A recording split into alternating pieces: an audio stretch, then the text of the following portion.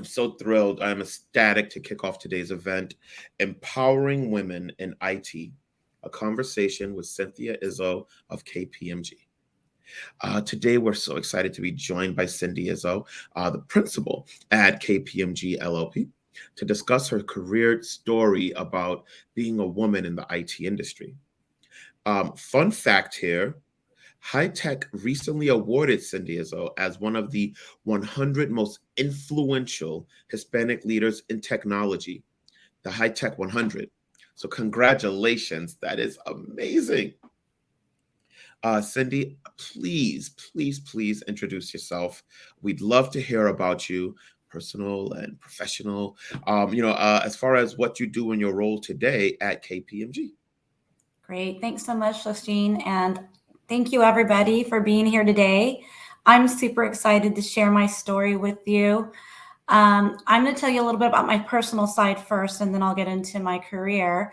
I was born and raised on a border town in Arizona, Douglas. And for the first 5 years of my life when I was in elementary school, I went to elementary school in the US and also in Mexico. My family was first generation. None of my grandparents spoke English. My mom moved to the US when she was 4, my father when he was 7. And so it was really important to my family that I knew how to speak Spanish and English both. So growing up, I spent a lot of time going with my grandparents to doctor appointments, grocery stores, pharmacists, and just kind of being that translator between English and Spanish and, just trying to connect. And so fast forward, when I get to my career, that's one of the things that I think I do very well. After I graduated from high school, I went to ASU, where I got a finance and accounting degree and joined Arthur Andersen on the audit side, doing financial audit. And I realized relatively quickly that I was not interested in that very much, and I wanted to do something different. And so I went to my performance leaders at that point, and they moved me into Andersen Consulting, where I started to do business process implementations of different systems, which I just really enjoyed more because it was connecting that financial processes individuals with the technologist. Fast forward a little bit later, I came to KPMG and I worked in Orange County when they had just started their IT outsourcing practice. And I spent about a year there before I was asked to move to Boston to help build the IT SOX program for the financial services institutions here. I spent 5 years doing IT audits, and then I moved into cyber. And I spent 10 years in cyber, 5 of those where I was leading strategy and governance pillar, where we did a lot of target operating models around cyber maturity assessments. And then after that, I was asked to lead the emerging technology network, which after a year was reorganized and became the Technology Risk Management Network, which I lead and run now. It's about a practice of about 500 people. And we, what we do in TRM is IT audit, IT risk assessments, target operating models. We do risk intelligence. So we really just help companies support and figure out, where their risk lies from an IT perspective. And so I've been with KPMG almost 20 years now. And a little bit about my family is I have 4 daughters, Brittany, Devin, Mia, Juliet, ages 30, 23, almost 13, and 15. And in my spare time, I like to spend time with my family. I love to run, and I like to be around bodies of water. And just one of the things that I do personally for myself is I'm a Reiki master. I started that journey 10 years ago, and still try to kind of stay connected to the universe through that matter. Wow. That was amazing. Wow, Cyndi, definitely. I caught the goosebumps just hearing your story. This is tremendous. I already know this is going to be a fantastic webinar here. Can't wait to learn more. So, just one more little note for everyone tuning in now. I would like to remind you all that we are going to be answering questions that come directly from you. So please submit your questions on the chat box on the right of your screen, and we'll do our best to respond to as many as we can. So, Cyndi, I would love to know, how did you get to where you are today? What has your career path looked like? So I tend to view my career as an extension of self, right? So for me, when I think about my career, there's a technical side and there's kind of a personal side. And for me, I feel like everywhere I've been or gotten to has a lot to do with how I was brought up. My mom, my grandmother always said I could be anything I wanted. I could do anything I wanted, and kind of empowered me to just kind of take chances. And throughout my career, as I told you my story a little bit ago, I always knew when I was either one, not happy doing what I was doing, or two, kind of getting bored, or three, just not excited. And so even when I was unsure about the next step, I always tended to just go ahead and, take that risk and jump and take the opportunities that were put in front of me. Sometimes, I was insecure or unsure just because I hadn't done that before.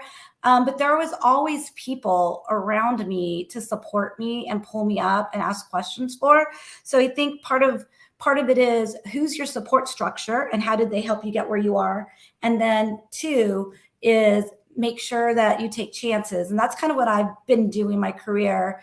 At KPMG, they've offered me a ton of opportunity to move into something new or try something new. I could have said no because I might have been out of my comfort zone, but I chose to say yes, even when I was scared or even when I felt I had imposter syndrome. And it's all worked out really well. That is tremendous. I love it. I love it. I love it. Which leads me to my next question. Now, what's led you to stay at KPMG for almost 2 decades? So that's a great question. There have been opportunities where, I've been recruited, as many people are. There's, especially in technology and women in technology, we get a lot of phone calls asking us to go somewhere else. But over the past 2 decades, KPMG has been with me through the birth of my 2 children. About 8 years ago, my mother got very ill very quickly and was living with me, and was diagnosed with metastatic stage 4 cancer. And it was during our busy season in November. And I literally picked up my partner who I worked for, my operating managing partner here in Boston. And I told them what was happening. And they said, just go and do what you need to do. And I reached out to my team, and everyone just rallied around me and allowed me to take that time to be with my family, to support my mother. My mother ended up passing away 30 days later. And I really felt the support that KPMG provided me, not only from my work, but personally, understanding what I was going through. And so that's a big reason whenever opportunities come up, I choose to stay. The other is, whenever I've said, I'm bored, I need a new challenge, what's next? Because I tend to say that a lot to people who know me, what's next? They've always come up with something that's new and interesting for me. And I felt like I've continued to grow and learn and build different things for the firm, which is really important to me. Absolutely. Wow. Inspiring, very inspiring. Now, Cyndi, a lot of people believe that they need to change companies in order to advance their careers. Your career journey shows that that's not necessarily true. Now, what has enabled you to advance your career at KPMG? Like, how have you kept your career exciting and relevant? So I think a lot of that has to do with knowing who you are. I tend to believe that people are evolving and changing every single day.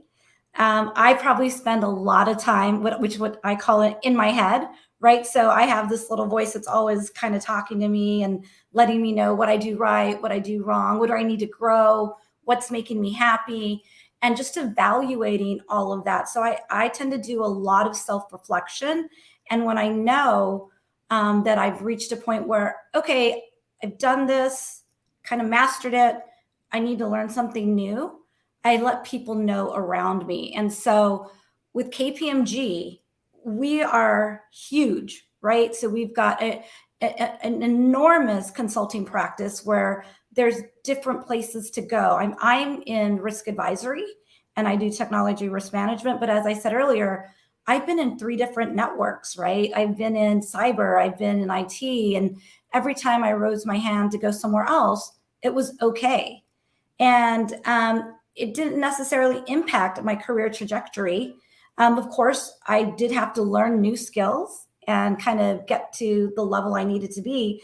But at firms like KPMG, there's a lot of room to grow, right? And lots of different things to do. Okay, great. All right. So I think I want to switch gears just a tiny bit and ask, what challenges did you face as a woman rising through the ranks in the tech space? What strategies or resources have you used to combat those challenges? One of the things that I dealt with that was kind of scary to me or made me feel really uncomfortable is I was the first female partner in cyber back in 2013 for the firm. And so when I started to go to meetings with the other partners, as a new partner, you kind of already feel intimidated and don't really want to talk. But then being the only female made it just kind of a little bit more difficult. I have really great mentors, men and women. And one of them was actually another partner in the room that when he noticed I wasn't speaking up or I wasn't giving my ideas, would kind of be like, Cyndi, what do you think? Or would kind of prompt some of that to get me comfortable.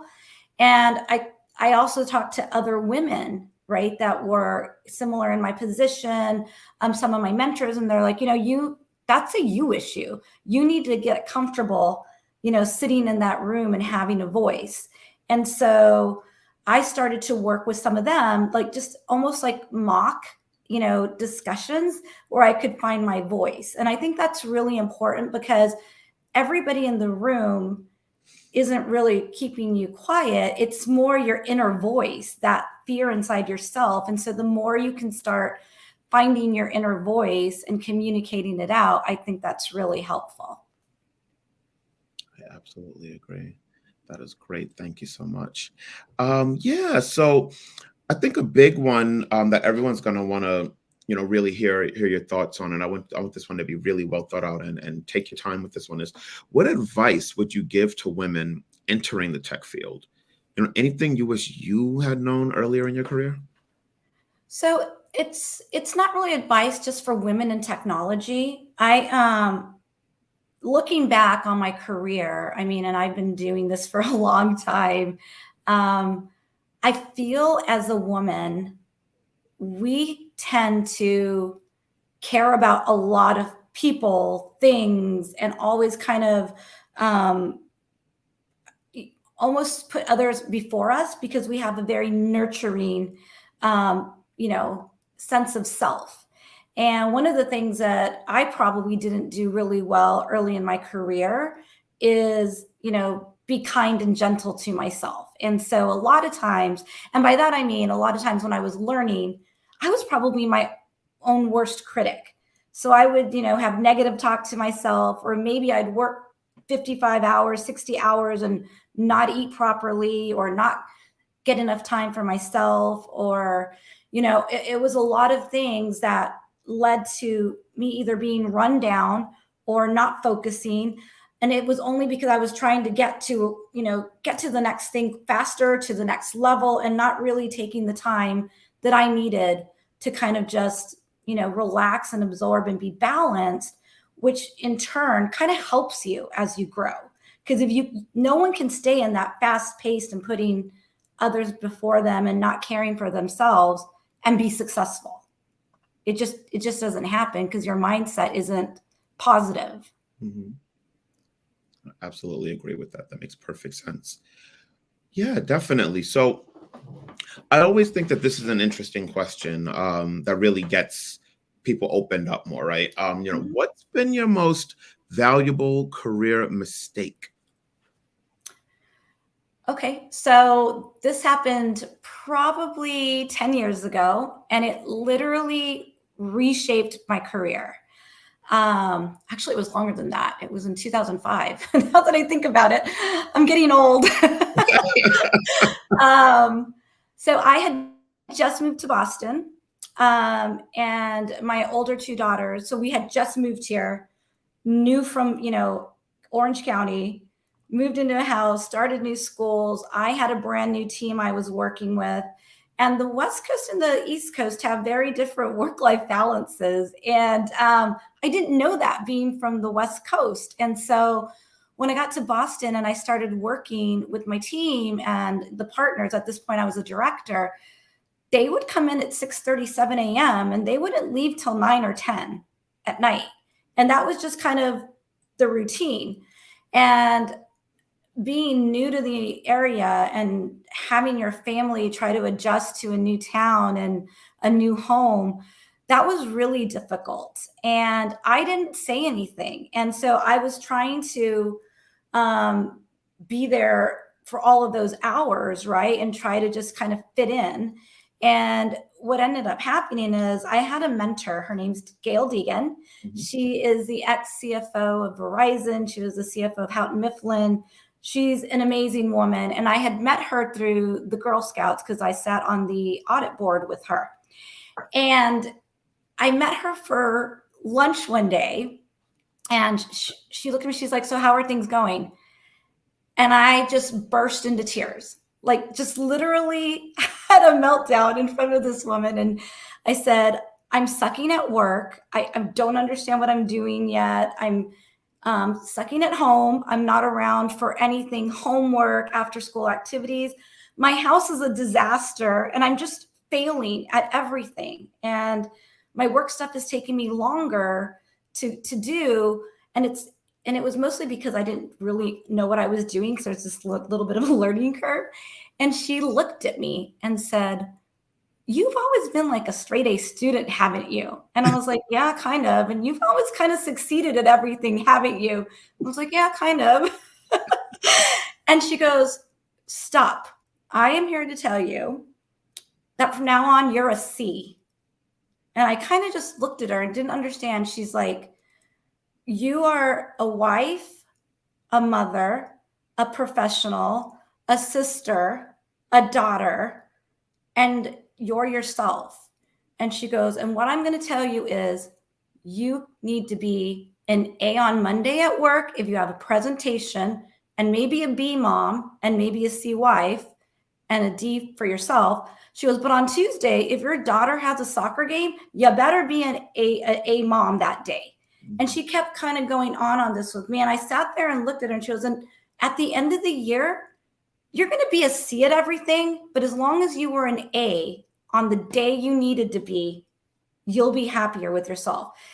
And her saying these words to me kind of gave me this freedom, for lack of a better word, of being able to realize I can do it all. I might not just be an A at everything every day. And it allowed me to have that. That's okay if my house is messy today. It's okay if I didn't help with homework today. And so that advice was probably, like I said, everything was a mistake at that point, right? The move, the job. And after that, everything just fell into place. And she also said, "Go talk to them. Have you told anybody that you don't want to work those hours?" And I did. I went to my performance manager and I said, "Hey, I have kids," which I don't even think anybody knew, because a lot of times women don't want to tell people what they have at home for fear of a bias. And so I went to my partner and I said, "Look, I will give you 120%, but I'm only going to give you from like 8:30 to 5:30 here in the office, and I will work from home later in the evening, but I really need to get home and be with my family." They were like, "Okay, no problem." And I just remember being like, I didn't communicate. I didn't, make anybody aware of what I needed to be successful. So that was my awakening moment. I love everything about that story. Gail Deegan's advice was huge. And I see that a lot of our listeners right now are just absorbing that message as well. It is so important, everyone, to have that work-life balance. And to Cyndi's point, it is so important to communicate because it might not be as scary as you think once you let people know what you need and what you don't need, okay? So speaking of the audience, we do have questions coming in. Great. So I would like to read one of the questions from an audience member. So here you go, Cyndi. I love hearing your story and your journey. Do you find that there are many Latino women in the tech space? And what barriers would you say, if any, do Latino women still face in this space? We're far and few between. Our numbers are growing, which is great, but we're still not where we need to be in the tech space. I think some of the things that I faced being a Latina was trying to fit in. And as you can all see, I'm wearing my bright red lipstick and my big hair. Earlier in my career, I was afraid to embrace my Hispanic culture, some of my boisterousness and, bright colors, right? That takes a little bit to get there. When I was an associate or when I was younger in my career, I tried to fit in. I tried to wear the pantsuits, the skirt suits, and the very kind of, it was gray, blue, brown, colors. And as I progressed and I got more comfortable with myself, I love red. I hate wearing pants. So anybody who knows me now knows that I always wear dresses. I always have red lipstick and I always have big hair, unless it's like a bad morning and I put it up in a bun. Mm-hmm. But I think that what we face as Latinas is most of us come from a family where our moms and our grandmothers are pretty strong. And so they raise us to have a voice. When we get out into the world, and especially in technology where it's, mostly male driven, we kind of come in a little bit. And so my advice to all of you is to just open up your flower again and just embrace who you are. That one just, again, like the goosebumps are coming in. That one speaks so much to me too, as a person of color as well. Like, yeah. I think that, the blues, the grays, the blacks, I'm doing pink, on Wednesdays we wear pink, so nice. I'm so with you. Like, I felt that so much. Amazing. So another question I have, right? Mm-hmm. Over the years, I'm sure that you've seen KPMG evolve as a company in its brand, size, and employees. What is it like working at KPMG today? And what about the company's future excites you the most? So the number one thing that excites me about KPMG every day is our people. Like I said earlier in my stories about my family and how KPMG's been there, I find that our people that we work with literally become your best friends or your family. And so I'm constantly excited to see who we're bringing in and meet those people. And I think we do a really good job of, making sure that we understand, that everybody's different and everybody's got great ideas. The other thing that I've had the experience of kind of experiencing at KPMG is when I started, we had like what I called information risk, management, and it's called ERMIA. We did, a lot of audit work. So, that was like for the first 5 years, but then all of a sudden we created a cyber practice, and that cyber practice is huge now. It's got over 600-700 people in it. And then we created emerging technology risk. So in the past, 20 years, I've seen KPMG evolve from IT general controls audit and external audit support to like just a plethora of different types of technology as we grow. I mean, we've got CIOA advisory now. There's just so many things that we do today that, probably 20 years ago we didn't. So those are the kind of things that excite me about being here. Like, I know we're looking at, automation for Meta, and there's all of these new things that we're doing that, I think a lot of technologists out there don't know that we do. If it's a technology field area, look at us. We have all of these services now. That's great. That is tremendous. So another question from the audience came in. This one is simple, but a very good question. I would love some thoughts on how to successfully pivot to a career in tech. So, one, great. Give me a call. So like I said, my background from my college days is finance and accounting, right? And I pivoted by going to a leader and saying, hey, the ticking and tide and the audit support work isn't for me. I'd like to use my financial and accounting background to do something more technical. That person literally said, well, we have this group called, Process Solutions. And what they do is help structure how we're going to put financial processes into Oracle, SAP, Lawson, all of these different applications and tools. How about you try that? And so the point there is my background initially wasn't technology. And so if you're looking to pivot to it, maybe start doing some thinking about what part of technology it is that you want to do. And then if you're with a company now, is there a place where you can learn? Is there something that you're interested in? Because I think there's always a chance to pivot, right? And it just kind of depends on what you want to do. Now, if you say you want to do something super technical, you may have to go back to school.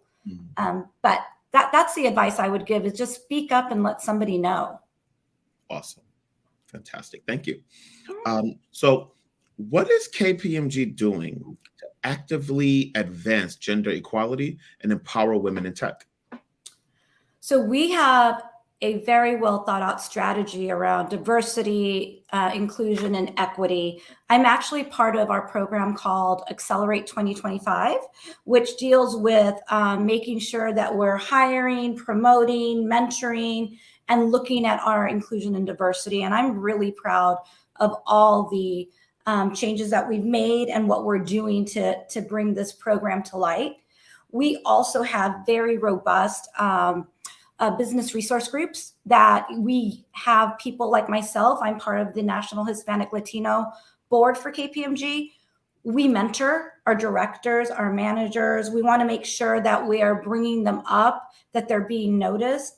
We're doing a lot of reporting on, we have something called a senior performance manager. We're like, okay, how many of our SPMLs, we know that role leads to a bigger role in KPMG. How many of them are Black? How many of them are Hispanic? How many of them are women? So we are doing a lot to make sure that we're looking at that and driving change, just not have it be, words on a piece of paper. Absolutely. A question came in from the audience that I think kind of relates a little bit, so I want to kind of pivot that way. Mm-hmm. What are your thoughts on pay equity for women and people of color and recent efforts of companies to address this? So I think it's still not where it should be, right? Mm-hmm. I think we still need to do more work in this area. But that's probably all I have to say about it. Yeah, I think there's a lot of work to be done. I'm not sure how all companies are dealing with it. But I think, I feel like I'm treated, pretty fairly and looked at for my skill set versus, my gender at KPMG. Sure. So this next one is a little similar to the question asked by the audience member, but it dives a little bit deeper as far as a career. What's your advice for anyone looking to pursue a career in tech with KPMG? But more to that point, what skills do you think are key for success? So one, we have at KPMG, we have all of our job postings up on our website. So I would encourage everyone to take a look at that. Technology is very broad, right? You can go from technology risk to cyber to CIO advisory, which deals more with working with CIOs to, transform organizations. I would kind of take a look and see what you're interested in. As always, I'm sure I'm going to see if someone can make sure my contact information gets out. Right now, we probably have, across all of our technology networks, we probably have at least, 3,000 openings. So depending on what your skill set is and what you want to do, there could be a home for you at KPMG. And the other thing, when I think about career, right, and you think about, if you've got the technical background already and you're a subject matter expert in something, I always just think about what are the soft skills that you need to succeed at KPMG. And to me, that is bringing your whole self to work, making sure you know how to speak up and be able to talk to your clients. I mean, we're a consulting practice. So making sure that you've got those soft skills are always beneficial when you're looking to work at a consulting company. Yeah, absolutely. Thank you for that. I'm sure the audience thanks you so much as well. So, there's been a lot of regression for women in the workplace in the past 2 years. But what is one change that you celebrate and view as progress? Are there any positive outcomes or changes in the workplace that you think will benefit women or employees generally moving forward? Yeah, I'm so saddened by the fact that the women numbers have dropped so significantly due to COVID. It's just been devastating. I kind of felt like we were making huge progress, and now here we are again, just trying to have those numbers not drop anymore. I think a couple of things came out of COVID that are very, very helpful for women in the workforce. And one of them is it's okay now to work from home. Prior to COVID, it was almost like a taboo if you were a working mom and needed to, work from home a couple of days a week or be part-time or have to leave to go pick up kids. So that I think is never going to change now. I think it's brought us, light years ahead, just being able to work from home. I got to tell you, I love working from home. It helps keep you balanced, right? You're not running around all the time trying to get to the next place. And so that's one of the things I think it did. Secondly, because everybody was working from home, I feel like our society became a lot more empathetic, because now you hear, even if you're a CEO or a CFO male, he can have the dog barking, he can have the kids yelling, he can have a baby crying. Like it made everyone so much more human and empathetic to understanding a home environment. So those two things I think are really great for us as a society. And then the third one is, even for myself, I didn't realize how much running around I was doing, trying to get everything done until COVID hit. And then you realize, wow, I was, taking an hour to get to one place, taking an hour to get to another place, always like stressed about the time and the meeting and was I going to be late? And I feel like because of this change, we're all a little bit more self-aware of, integrating or balancing our home life with our work life and taking better care of ourselves. Absolutely agree there. 100% spot on. I agree. Another question from the audience has come in. I mean, guys, to the listeners and audience here, please feel free to keep on shooting over questions. We will answer as many as we can. So for now, we have one. Cyndi, what has been one of your biggest joys and or challenges? Let's go with joys first and then challenges as a leader. So I think my biggest joy in being a leader is when I made partner. For those of us that are in a Big Four, it's kind of a dream and it takes many, many years. It's a journey. So for me, one of the joyous moments is when I got the call that said, congratulations, you are now a partner with the firm. And for me, I think it's because it was such a goal that I had wanted. And it was, one of those moments that I had just been waiting for forever. And mine was extra special because like I said, I was the first female cyber partner for the firm. Mm-hmm.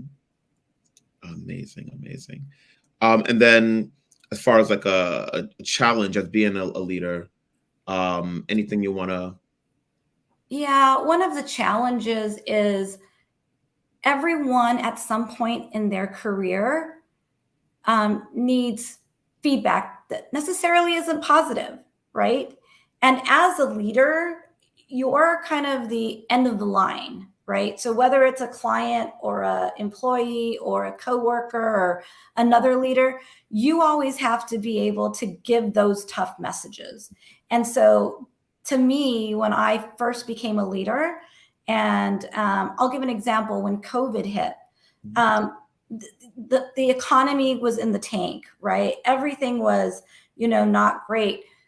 That year, there might not have been big raises or any bonuses. And as a leader, those are things that I need to communicate. I need to talk to my people about. And so I find giving those types of messages a little bit challenging at times.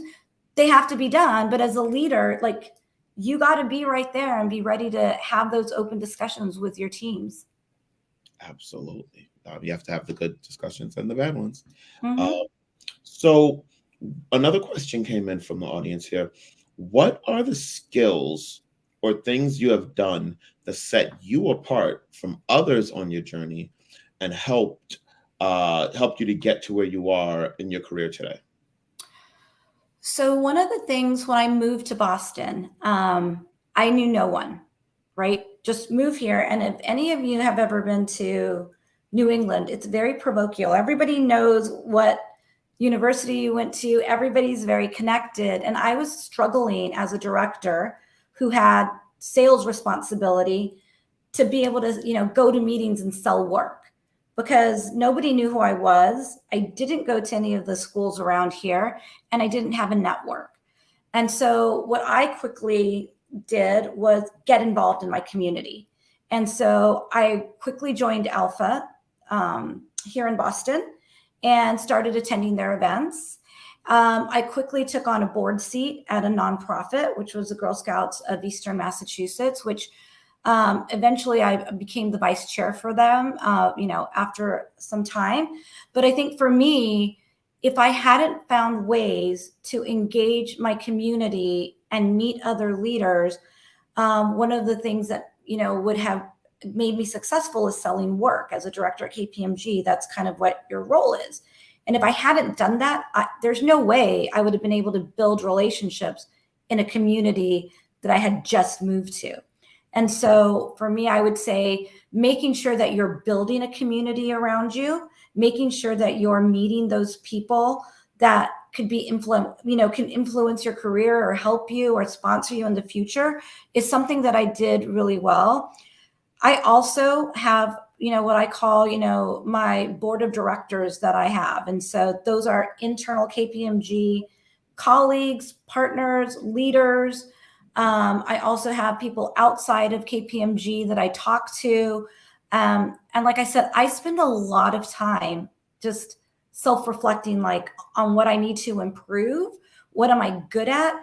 And then I try to surround myself with, for instance, as a leader, if I'm not really good at detailed operational budget reports, that, I try to find the skills that I'm not great at in others. And I try to surround myself. So that way I know what I'm good at, and things that I might not be as good at, I have someone else who is really good at it. And so those are some of the things that I've done to be successful. That is a great idea. I love that. So I have another question that came in as well. Two questions actually at the same time, and they're similar. So I'm going to kind of marry them together here. Now, is this something that you do in your spare time that helps you to thrive in your professional life? Like, what organizations or activities are you passionate about outside of work responsibilities, and what has that meant to you? Yeah, so I'll start with the things that I'm involved with outside of work. I'm on the board for junior achievement here in New England, and I've done that for several years. I'm also on the national board of Alpha, which supports Hispanic growth, and it has programs at universities. Internally at KPMG, I do a lot of things to support inclusion and diversity because those are passions of mine. So a lot of what I do, I co-chair a Women of Risk community with Lisa Rawls, who is the GRC Service Network leader at KPMG. It's a committee that we started, I think 4 years ago now, just to connect women in risk. And it's actually internal and external. And we've had great success with that. Just being there to help support, mentor, share stories with, sponsor other women in our organization and outside our organization. I also sit on the Boston Diversity Council, which deals with just kind of all of our business resource groups to make sure that we're taking that into consideration. And then, like I said, I sit on the Hispanic National Board for KPMG. So I do spend a lot of time giving back to the communities in areas that I am passionate about. Having 4 daughters, I'm always looking at, nonprofits that support that. But when I also think about, my personal side, I try to journal every day. Mm-hmm. I try to, I have this book that I bought that says, what am I thankful for today? Because I feel like for me, being thankful and looking at the positives is in my personal life is going to bring good things to me in all areas of my life. So I believe in manifestation. I believe if you say something out to the universe and you truly have, love and passion and support behind it, good things will come. It's not immediate, but those are some of the things that I do to just, keep myself in check. Absolutely. I love the balance. I think that so many people are learning so much from you. It's just phenomenal here. So at Fairygodboss, we have a tradition. Now, what we've observed is that women don't always feel comfortable enough bragging or taking ownership of all the amazing things that they've achieved. Now, would you be willing to role model for us and share an accomplishment, whether personal or professional, that you're most proud of? Okay. Can I share one of each? Yeah. All right. So personally, I am super proud. And those who know me know this because I talk about it a lot. My oldest daughter, Brittany, who's 30, is the mother of 2 boys, Bryson, who's 3, and Caden, who's 2. And I am super proud to be a grandma. So that's something very special to me. I have this dream to create a legacy for my family. Mm-hmm. And with the birth of these 2 boys, it's starting. And so that's my personal, professionally, as you mentioned in the opening, I just got awarded the High Tech Award this year. And this is probably a week old. And I've gotten, awards in the past for, I got a few years back, I got the Working Mother of the Year. I've gotten the, Most Powerful Latina. The reason this one is so special for me is because it's co-ed. So it's not just female Latinas or just women. It's actually, men and women. And so for me, that's one of the first. And so that makes me really happy. It's around, high tech. So it's technology, Hispanic technology executives. And so to be considered for that and to actually win it means a lot to me. That is so amazing. Congrats once again. And it's only a week old, so this is brand spanking new. That is amazing, amazing, amazing, amazing, amazing. Congratulations on that. And again, I can totally see your point. With all the accolades you've already earned, to get this one and it be co-ed, I can see how that speaks volumes to just how accomplished you are. So again, my deepest congratulations there. Thank you. Absolutely. I did want to ask a new question that came in from an audience member. Now, in a remote future that we are in now, how can you find the right mentor and or sponsor? So there's lots of ways to find a mentor, even if you're if you're involved with, like, for us, like Women of Risk, we offer mentorships. Or if you're on LinkedIn and you seem like you want to talk to somebody, I get plenty of women that I'm connected to or that I talk to that will reach out to me and ask me, hey, can you be an informal mentor? I'll set up a call, see how it goes, and see if there's a fit. But there's lots of ways. There's, lots of organizations like Alpha, like Ascend, like Pride. There's a lot of different organizations, NABA, where you can go and meet other people who are there to sponsor you, to mentor you, to guide you. A lot of companies have mentorship programs. We have a mentorship program at KPMG, as do all of our BRGs. So there are a lot of ways to get connected. Fantastic. So there was a question that you did answer earlier, but there was a follow-up. Okay. It's a little bit of a tough one. So think on this one if you can come up with an answer here. But remember, we talked about the pay equity for women and the recent efforts of companies to address it. So along those lines, someone had asked, what can women and people of color do to make sure they're getting paid their worth? So you can go to your employer and ask for information, right? So how am I compared to other, women or men at my level? Where am I in that scale? A lot of this also depends on your market, right? So if you're in San Francisco versus Alabama, it could be different, but most companies should have some information for you around, level, region, and pay grades. That's fair. So that's one thing I would do. You can also, I'm sure there's some census information out there. I know that there's companies that for technology, you can go and look. I know a lot of people that we've seen on those sites where you can just post, what people are making. So, and I'm just drawing a blank on the name. Fishbowl recently had a bunch of salaries out there that different people were posting. So I think if you typed into your browser, you could get some information, national benchmarks around it. And then if you feel like you personally feel like you're not being treated fairly at your organization, I would go to your HR and ask for some details around the information. They should be able to share something with you. Tremendous. Thank you. So we are ready for our lightning round, so to speak. Okay. So do you have any books, podcasts, or resources that you'd like to recommend to our audience that were instrumental in your career? So one of my favorite books, and I probably read it, every 5 years since I was, for the past 20 years, is The Princess Machiavella. And I don't know if anybody's heard of that book, but it is good reading.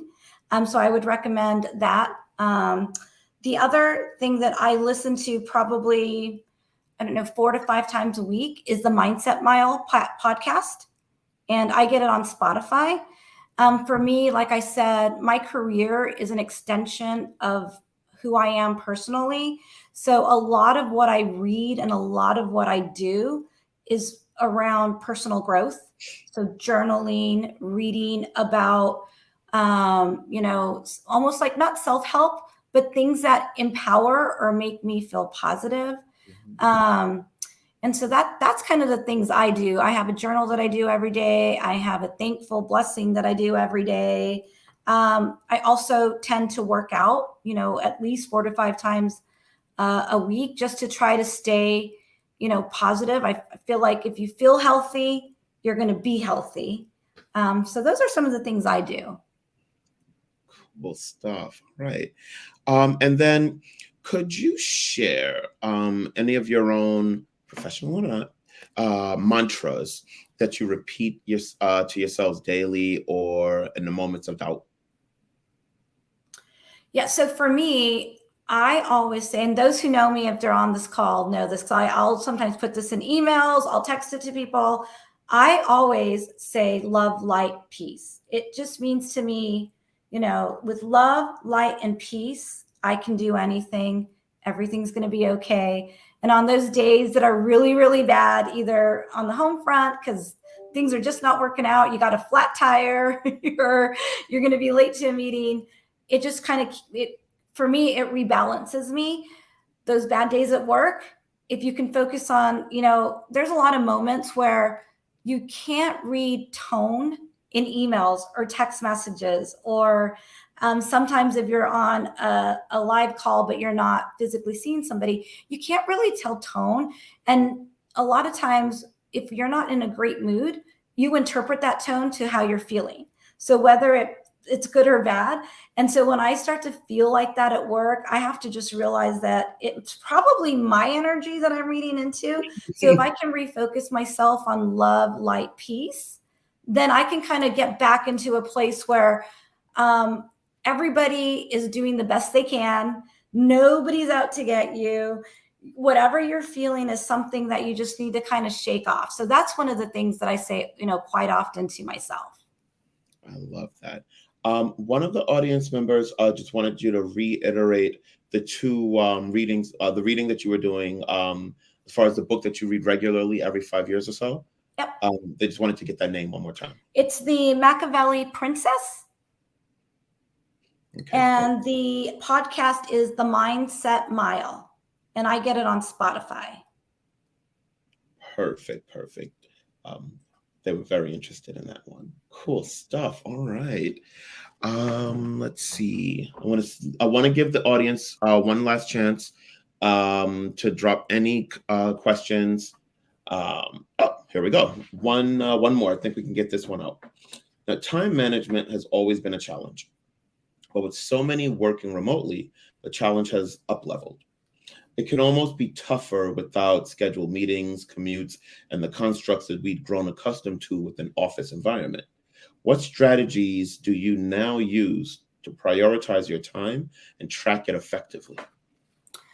So you're right. When COVID first hit, I felt like I was working 24/7 because I was always like running back to my computer to see what had come in. You almost like got addicted to looking at your computer, even late at night. And that's not good, right? Like you need to turn it off even when you're working at home. So I am very big on a routine, right? So I get up, I get my kids ready for school. I work out. I start my day every day as much as I can control, right around 7:30, 8 o'clock for calls. And I'm done unless it's, I want to be done by 5:30. And then I shut my computer off. If you keep it on and you keep going back to it, it's difficult to experience in anything else in life. Now, I also do give myself a break. Like something may happen in the middle of the day, your kids are sick and you have to go pick them up. Like you got to be able to be a little bit flexible, but for the most part, I try to just now shut off at a certain time and turn on at a certain time for work. And one of the things that I'm really trying to do, having 4 daughters and the younger 2 being now in 7th grade in middle school and a brand new freshman, oh my God, they're going to be gone in 6 years. And that's all you have left. Like this has literally started to set in for me. And so that time has become more important to me. And so I've taken my daughter's schedules. They have all of these it'll say like this is a half day, or this is Columbus Day, or this is, a homeroom day. I've added all those to my work calendar. And I am not letting anybody put anything on there, because once you realize, this is going to be it, you've got 6 years and they're all gone. And so it's just become a little bit more of a priority to me. So merging calendars with your family events, making sure you have that cutoff time is super important. That one just kind of hit home for me too, because my son just started high school last week. So I didn't really think about it like that. You just said it, but in 4 years he's gone. Oh boy, you've got 48 months left, and so that's kind of scary, right? But when you put it like that, you just kind of changed my whole perspective. Yeah, it makes you want to go sit on the couch and hug him for a bit. Exactly. He's not gonna like it, but I'm gonna do it. Oh man, this is absolutely tremendous. Folks, I do have one more question. This one I'm going to ask you to answer as quickly as you can. what is a good way to overcome location barriers in networking for someone who's not placed in a coast location? In a coastal or in a Looks like they may have meant coastal location. In a coastal location. So I'm assuming this person is working. I would try to reach out to your team members. Again, during COVID, when nobody was going anywhere, we as a team, myself included, felt like we had to have more connection points, not necessarily for going over work stuff, but just like, remote happy hours and just trying to check in with people. I know I tried to call more of my team members one-on-one, even if it was for 5 minutes, just to say, hey, how are things going? Haven't seen you in a while. So I think that's one way to do it, is just trying to connect, virtually, if you're unable to get somewhere, where everybody's at. And then also make the effort. Like, I know it's gotten really difficult for us. Like, we do surveys around, does everybody want to come back to the office? And, how's everybody doing? And we get a lot of feedback, especially from our associates and seniors, that they want more FaceTime. They want to see it more of us. But then when you plan things in the office, nobody wants to come in because of, what they want is, what I've realized is, they want time outside the office. They're okay working with me over Teams for work, but they want to go to dinner. They want to get to know me. They want to build a relationship. They want to be a team. And I think that's what people are missing. So that takes effort. That takes everybody taking effort to get somewhere. Where it used to be normal, now it just takes a little bit of effort, because you may have to drive for an hour and be stuck in traffic and then come home. But make the effort to try to get in. I love it. Cyndi, you have been absolutely tremendous. Thank you so much for joining us today and for sharing such fantastic advice. And thanks to all of you who tuned in for the discussion. Now, as a reminder, we'll be sending out a recording of today's event, along with resources to learn more about opportunities at KPMG LLP. In the meantime, be sure to check out KPMG's profile and jobs on Fairygodboss. Also, guys, we'd love to hear your feedback to help us improve future events. So please head to the Typeform tab on the right side of your screen and share your thoughts in a quick 1-minute survey. Thanks, everyone. Cyndi, you are the greatest. We'll see you all next time. Thanks, everybody. Thanks, everyone. Have a great day.